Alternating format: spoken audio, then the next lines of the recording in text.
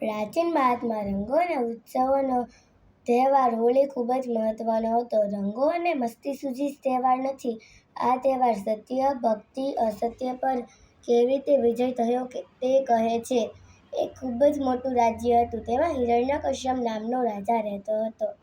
રાજાને બ્રહ્માજીનું વરદાન મળ્યું હતું કે તે ન દિવસે ન રાત્રે, ન અસ્ત્રથી ન શસ્ત્રથી, ન મનુષ્ય, ન જાનવર, ન ધરતી પર કે ન આકાશ પર કોઈ પણ જગ્યાએ મને મારી ન શકે. હિરણ્યકશ્યપને એક છોકરો હતો. તેનું નામ પ્રહલાદ હતું. પ્રહલાદ એ વિષ્ણુ ભગવાનનો ખૂબ જ મોટો ભક્ત હતો. હિરણ્યકશ્યપ તેને કેટલી વાર ના પાડે કે તું વિષ્ણુ ભગવાનની પૂજા ના કર, તો પણ પ્રહલાદ વિષ્ણુ ભગવાનની પૂજા કરતો હતો.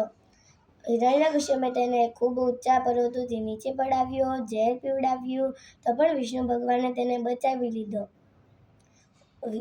હિરણ્યકશ્યપને એક બહેન હતી. તેનું નામ હોલિકા હતું. હોલિકાને વરદાન મળ્યું હતું કે તે આગમાં બળી ન શકે.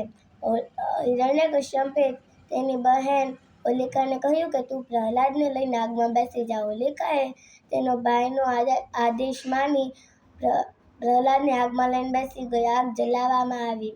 વિષ્ણુ ભગવાને હોલિકાએ ઓઢેલી ચુંદડી પ્રહલાદને ઓઢાડી દીધી અને હોલિકા બળીને રાખ થઈ ગઈ અને પ્રહલાદ બચી ગયો.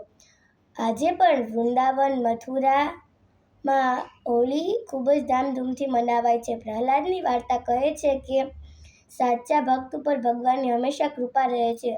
અસત્ય ગમે તેટલું કેમ શક્તિશાળી ન હોય, હંમેશા સત્યનો જ વિજય થાય છે.